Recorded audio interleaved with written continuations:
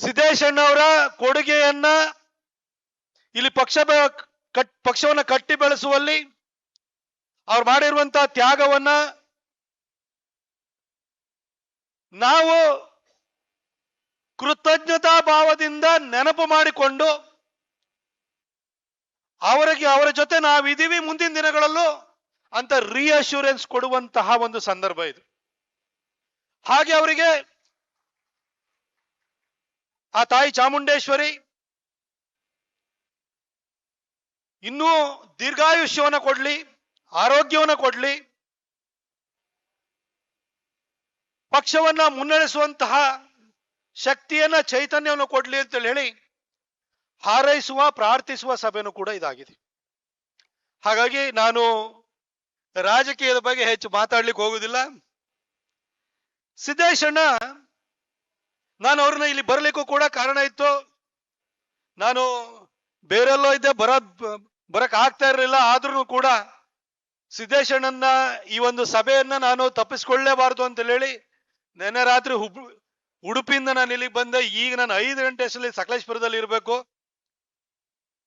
ಆದ್ರೂ ನಾನು ಯಾಕೆ ಬಂದೆ ಅಂತ ಹೇಳಿದ್ರೆ, ಮೈಸೂರಿನಲ್ಲಿ 10 ವರ್ಷ ಸಂಸದನಾಗಿ ನಾನು ಮಾಡಿರುವಂತ ಒಳ್ಳೆ ಕೆಲಸಗಳಲ್ಲಿ ಒಂದು ಒಳ್ಳೆ ಕೆಲಸಕ್ಕೆ ಸಿದ್ದೇಶಣ್ಣನ ಆಶೀರ್ವಾದ, ಅವರೇ ಕಾರಣರವರು. ಮೈಸೂರಿನಲ್ಲಿ ಮಹಾರಾಜರ ಕಾಲದಲ್ಲೇ, ಚಾಮರಾಜ ಒಡೆಯರ ಕಾಲದಲ್ಲೇ, ಜಯಚಾಮರಾಜ ಒಡೆಯರ ಕಾಲದಲ್ಲೇ ಏರ್ಪೋರ್ಟ್ ಬಂದಿತ್ತು, ಪ್ರೈವೇಟ್ ಏರ್ಪೋರ್ಟ್ ಕೂಡ ಇತ್ತು. ಆದ್ರೆ ಸ್ವಾತಂತ್ರ್ಯ ನಂತರ ಏರ್ಪೋರ್ಟ್ ಸ್ಥಿತಿ ಏನಾಯ್ತು ಅಂತ ಹೇಳಿದ್ರೆ, ದನ ಮೇಯಿಸುವ ಸ್ಥಿತಿ ಬಂದೋಯ್ತು. ವಿಮಾನಗಳೇ ಬರ್ತಾ ಇರಲಿಲ್ಲ. ನಾನ್ ಫಂಕ್ಷನಲ್ ಏರ್ಪೋರ್ಟ್ ಆಗಿತ್ತು. ನಾನು ಹೊಸದಾಗಿ ಸಂಸದನಾಗಿ ಬಂದೆ. ಮೈಸೂರಿನಲ್ಲಿ ಇಂಡಸ್ಟ್ರಿ ಬರಬೇಕು ಅಂತ ಹೇಳಿದ್ರೆ ರೋಡ್ ಇರ್ಬೋದು, ರೇಲ್ ಇರ್ಬೋದು, ಏರ್ ಕನೆಕ್ಟಿವಿಟಿ ಇರಲೇಬೇಕು. ಹಾಗೆ ವಿಮಾನ ನಿಲ್ದಾಣವನ್ನು ನಾವು ಫಂಕ್ಷನಲೈಸ್ ಮಾಡ್ಲಿಲ್ಲ ಅಂತ ಹೇಳಿದ್ರೆ ಯಾವ್ದೇ ಕಂಪನಿಗಳು ಬರಲ್ಲ. ಇವತ್ತು ಬೆಂಗಳೂರಿಗೆ ಯಾಕೆ ಬರ್ತಾರೆ ಅಂತ ಹೇಳಿದ್ರೆ ಅಲ್ಲಿ ಅಂತಾರಾಷ್ಟ್ರೀಯ ವಿಮಾನ ನಿಲ್ದಾಣನೂ ಇದೆ, ವ್ಯವಸ್ಥೆ ಚೆನ್ನಾಗಿದೆ, ಕನೆಕ್ಟಿವಿಟಿ ಇದೆ, ಹಾಗಾಗಿ ಬರ್ತಾರೆ. ನಮ್ಮ ಮೈಸೂರಿಗೂ ಎಲ್ಲರೂ ಬರ್ತಾರೆ, ಚಾಮುಂಡಿ ಬೆಟ್ಟಕ್ಕೆ ಬರ್ತಾರೆ, ಕೈ ಮುಗಿತಾರೆ, ಹೋಗ್ತಾರೆ. ಇಲ್ಲ ಸಂಜೆ ಬಂದಾದ ಕೂಡಲೇ ಅಲ್ಲಿ ಹೋಗಿ ಬೃಂದಾವನ ಗಾರ್ಡನ್ಸ್ಗೆ ಹೋಗ್ತಾರೆ. ಇಲ್ಲ ಅಂತ ಹೇಳಿದ್ರೆ ಝೂ ನೋಡ್ಕೊಂಡ್ಬಿಟ್ಟು ಪಕ್ಕದಲ್ಲಿರೋ ಊಟಿಗೆ ಹೋಗ್ತಾರೆ, ಇಲ್ಲ ಕೊಡಗಿಗೆ ಹೋಗ್ತಾರೆ. ಮೈಸೂರಲ್ಲಿ ಯಾರು ಉಳಿಯಲ್ಲ. ಮೈಸೂರು ಅಂದ್ರೆ ಒಳ್ಳೆ ಸಿಟಿ ಅಂತೆಲ್ಲ ಹೇಳ್ತಾರೆ. ಬಂದು ಕಾಸು ಹಾಕಿ ಅಲ್ಲಿ ಇನ್ವೆಸ್ಟ್ಮೆಂಟ್ ಮಾಡಿ ಕಂಪನಿ ತೆರೀರಿ ಅಂತಂದ್ರೆ ಯಾರು ಬರ್ತಿರ್ಲಿಲ್ಲ. ಯಾಕಂದ್ರೆ ಏರ್ ಕನೆಕ್ಟಿವಿಟಿ ಇರ್ಲಿಲ್ಲ. ಸಿದ್ದೇಶಣ್ಣ ನಮ್ಮ ನರೇಂದ್ರ ಮೋದಿಜಿಯವರ ಸರ್ಕಾರದಲ್ಲಿ ಕೇಂದ್ರ ವಿಮಾನಯಾನ ಖಾತೆ ರಾಜ್ಯ ಸಚಿವರಾಗಿ ಬಂದ್ರು. ಅಣ್ಣ, ನಾನು ಹೊಸದಾಗಿ ಬಂದಿದ್ದೀನಿ, ನಮಗೆ ವಿಮಾನ ನಿಲ್ದಾಣ ಬಹಳ ಅಗತ್ಯ ಇದೆ, ಅದಕ್ಕೊಂದು ಫ್ಲೈಟ್ ಬೇಕು ಅಣ್ಣ ಅಂತಂದೆ. ಅವರು ಕ್ಯಾಬಿನೆಟ್ ಸಚಿವರಾಗಿದ್ದಂತ ಅಶೋಕ್ ಗಜಪತಿ ರಾಜು ಅವ್ರನ್ನ ಮೈಸೂರಿಗೆ ಕರ್ಕೊಂಡು ಬಂದ್ರು. ಇಲ್ಲಿಗೊಂದು ಫ್ಲೈಟ್ ಅನ್ನ ಕೊಡಿಸ್ಬೇಕು ಅಂತ ಹೇಳಿ ಮೈಸೂರಿಗೆ ಬಂದು ವಿಮಾನ ನಿಲ್ದಾಣವನ್ನ ಫಂಕ್ಷನಲೈಸ್ ಮಾಡಿ ಇವತ್ತು ಮೈಸೂರು ವಿಮಾನ ನಿಲ್ದಾಣದಿಂದ ವಿಮಾನಗಳ ಹಾರಾಟವನ್ನು ನಡೆಸ್ತಾ ಇದ್ರೆ ಅದಕ್ಕೆ ಸಿದ್ದೇಶಣ್ಣ ಕೊಟ್ಟಿರುವಂತ ಕೊಡುಗೆ ಕಾರಣ. ಹಾಗಾಗಿ ಆ ಒಂದು ಅವರ ಕೆಲಸವನ್ನ, ಮೈಸೂರಿಗೆ ಮಾಡಿದಂತ ಉಪಕಾರವನ್ನ ನಾನು ಕೃತಜ್ಞತೆಯಿಂದ ನೆನಪು ಮಾಡ್ಕೊಳ್ಬೇಕಾ ಬೇಡವಾ? ಹಾಗಾಗಿ ನಾನು ಕೃತಜ್ಞತೆಯಿಂದ ನೆನಪು ಮಾಡ್ಕೊಳ್ಳಿಕ್ಕೆ ಇಲ್ಲಿ ಬಂದಿದ್ದೀನಿ ಬಂಧುಗಳೇ. ಇನ್ನ ದೂರದ ಮೈಸೂರಿಗೆ ಸಹಾಯ ಮಾಡಿದಂತವ್ರು, ಇನ್ನ ನಿಮ್ಮ ಊರು, ಈ ಊರಿಗೆ ಅವರು ಪ್ರತಿನಿಧಿಸಿದಂತ ಊರಿಗೆ, ಅವ್ರ ತಂದೆಯವರು ಪ್ರತಿನಿಧಿಸಿದಂತ ಊರಿಗೆ ಅವರು ಸಹಾಯ ಮಾಡದಲ್ಲೇ ಇರ್ತಾರ? ಈ ಭಾಗದಲ್ಲಿ ಇವತ್ತು ನಾವೆಲ್ಲ ಚಿಕ್ಕದ್ರಲ್ಲಿ ಇರ್ಬೇಕಾದ್ರೆ ತುಮಕೂರು ಅಂತ ಹೇಳಿದ್ರೆ ಮಲ್ಲಿಕಾರ್ಜುನಯ್ಯನವರು, ದಾವಣಗೆರೆ ಅಂತಂದ್ರೆ ಮಲ್ಲಿಕಾರ್ಜುನಪ್ಪನವರು. ಈ 2 ಹೆಸರುಗಳಿದೆಯಲ್ಲ, ಬಿಜೆಪಿಯನ್ನ ಬೆಳೆಸಿದ್ರು 2 ಕಡೆನು. ಅಯೋಧ್ಯೆ ಮೂವ್ಮೆಂಟ್ ಟೈಮಲ್ಲೂ ಕೂಡ ಬರೀ ನಮಗೆ ಹೋರಾಟಗಳು ಜೋರಾಗ್ತಿದ್ದು, ಸೀಟನ್ನ ಗೆಲ್ಲಕ್ಕಾಗ್ತಿರ್ಲಿಲ್ಲ.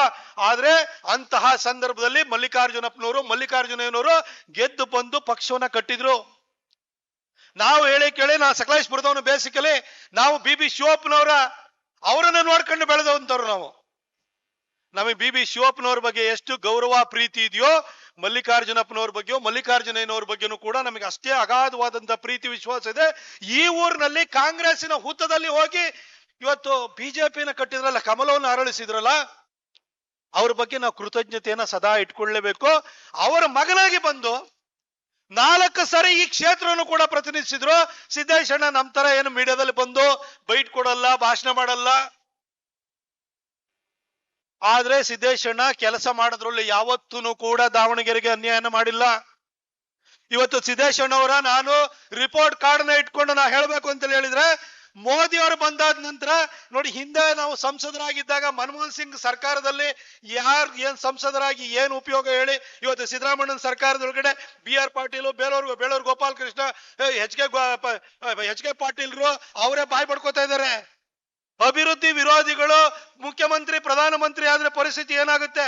ಮನಮೋಹನ್ ಸಿಂಗ್ ಆಡಳಿತದಲ್ಲಿ ಸಂಸದರಾದ್ರೂ ಕೂಡ ಅದೊಂಥರ ಶಾಪ ಇದ್ದಂಗಿತ್ತು.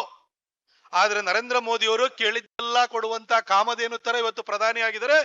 ಅವ್ರ ಕೆಳಗಡೆ ಅವರು ಸಿದ್ದೇಶಣ್ಣ 2014ರಿಂದ 24ವರೆಗೂ 10 ವರ್ಷಗಳ ಕಾರ್ಯಕಾಲದಲ್ಲಿ 16 ಕೆಲಸವನ್ನ ಮಾಡಿದ್ರು.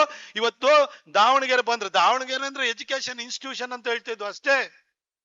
ಆದ್ರೆ ದಾವಣಗೆರೆಯಲ್ಲಿ ಸುಸಜ್ಜಿತವಾಗಿರುವಂತಹ ಒಂದು ವ್ಯವಸ್ಥೆಗಳು, ಇಲ್ಲಿನ ರಸ್ತೆಗಳು, ಇಲ್ಲಿನ ಕ್ರೀಡಾಂಗಣ ಇವೆಲ್ಲವನ್ನು ಮಾಡ್ಬೇಕಾಗಿ ಬಂದಿದ್ದು ಅದು ಸಿದ್ದೇಶಣ್ಣ ಮಾಡಿದ್ದು. ಸ್ಮಾರ್ಟ್ ಸಿಟಿ ಪ್ರಾಜೆಕ್ಟ್ ನ ತಗೊಂಡ್ಬಂದು 1071 ಕೋಟಿ ರೂಪಾಯಿನ ತಂದಿವತ್ತು ದಾವಣಗೆರೆನ ಮೈಸೂರು ಅಷ್ಟೇ ಚಂದವಾಗಿ ಕಾಣಿಸ್ತಾ ಇದೆ. ಇವತ್ತು ಮೈಸೂರು ಮಹಾರಾಜರ ಕೊಡುಗೆ ಇದ್ರೆ, ಇಲ್ಲಿ ಇವತ್ತು ಸಿದ್ದೇಶಣ್ಣ ಅವರ ಪ್ರಯತ್ನದಿಂದಾಗಿ ಇವತ್ತು ದಾವಣಗೆರೆ ಸಿಟಿ ಬಹಳ ಕ್ಲೀನ್ ಆಗಿ ಕಾಣಿಸ್ತದೆ, ಚಂದವಾಗಿ ಇವತ್ತು ಅಭಿವೃದ್ಧಿಯನ್ನು ಮಾಡಿದರೆ. ಆ ಒಂದು ಇದ್ರೊಳಗಡೆ ಸುಮಾರು 115 ಕಾಮಗಾರಿಗಳನ್ನ ಕೈಗೆತ್ಕೊಂಡ್ರು. ಯಾವತ್ತು ನಾವು ನೆನಪು ಮಾಡ್ಕೊಳ್ಬೇಕು, ಚುನಾವಣೆ ಬಂದಾಗ ನಮಗೆಲ್ಲೋ ಒಂದ್ಸರಿ ಮಾತಾಡಿಸಿಲ್ಲ ಅಂತೇಳಿ ಮುನಿಸ್ಕೊಂಡಿರ್ತೀವಿ, ಬೈತಾ ಇರ್ತೀವಿ. ಆದ್ರೆ ಮಾಡಿ ಕೆಲಸನ ನಾವು ಯಾವ ತರ ನೆನಪು ಮಾಡ್ಕೊಳ್ತೀವ? ನಾವು ಸಿದ್ದೇಶಣ್ಣ ಮಾಡಿರುವಂತ ಕೆಲಸವನ್ನ ಇವತ್ತು ಕೃತಜ್ಞತಾ ಭಾವದಿಂದ ನೆನಪು ಮಾಡ್ಕೊಳ್ಬೇಕು. ಇವತ್ತು KSRTC ಬಸ್ ಸ್ಟ್ಯಾಂಡ್ ಇವತ್ತು 109 ಕೋಟಿ ರೂಪಾಯಿ ವೆಚ್ಚದಲ್ಲಿ ಇವತ್ತು ಸುಸಜ್ಜಿತವಾದಂತ ಬಸ್ ಸ್ಟ್ಯಾಂಡ್ ನಿರ್ಮಾಣವಾಗಿದ್ರೆ ಅದು ಸಿದ್ದೇಶಣ್ಣ ಅವ್ರ ಕೊಡುಗೆ. 26 ಕೋಟಿ ರೂಪಾಯಿನಲ್ಲಿ ಖಾಸಗಿ ಬಸ್ ನಿಲ್ದಾಣ ನಿರ್ಮಾಣ ಆಗಿದ್ರೆ ಅದು ಸಿದ್ದೇಶಣ್ಣ ಅವ್ರ ಕೊಡುಗೆ. 11 ಕೋಟಿ ವೆಚ್ಚದಲ್ಲಿ ಬೇತೂರು ರಸ್ತೆನಲ್ಲಿ KSRTC ಬಸ್ ನಿಲ್ದಾಣ ಇರ್ಬೋದು. 12 ಕೋಟಿ ರೂಪಾಯಿನಲ್ಲಿ ಪುಷ್ಕರಣಿ ನಿರ್ಮಾಣ ಮತ್ತು ಥೀಮ್ ಪಾರ್ಕ್ ನಿರ್ಮಾಣ ಇರ್ಬೋದು. 65 ಕೋಟಿನಲ್ಲಿ ರಿಂಗ್ ರೋಡ್ ನಿರ್ಮಾಣ ಆಗಿರ್ಬೋದು.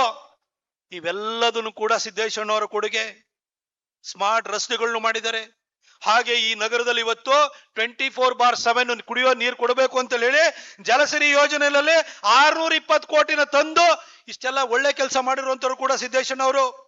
ಇವತ್ತು ನಿಮ್ಮ ರೈಲ್ವೆ ಸ್ಟೇಷನ್, ಅದು ಹರಿಹರದ ರೈಲ್ವೆ ಸ್ಟೇಷನ್ ಇರ್ಬೋದು, ದಾವಣಗೆರೆ ರೈಲ್ವೆ ಸ್ಟೇಷನ್ ಇರ್ಬೋದು, ಹಾಗೆ ದಾವಣಗೆರೆ, ಚಿತ್ರದುರ್ಗ, ತುಮಕೂರು ಇದಕ್ಕೆ ನೇರ ರೈಲ್ವೆ ಮಾರ್ಗಕ್ಕೆ 1800 ಕೋಟಿ ತಂದಿದ್ದಿರ್ಬೋದು. ಎಲ್ಲದನ್ನು ಸಿದ್ದೇಶಣ್ಣನೇ ಮಾಡಿತ್ತು.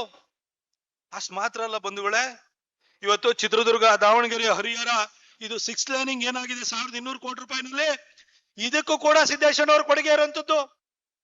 ಇಲ್ಲಿಂದ ನಿಮಗೆ ವಂದೇ ಭಾರತ್ ಟ್ರೈನ್ ಹೋಯ್ತು, ಅದ್ರಲ್ಲೂ ಕೂಡ ಸಿದ್ದೇಶಣ್ಣ ಅವ್ರ ಕೊಡುಗೆ ಇರುವಂತದ್ದು.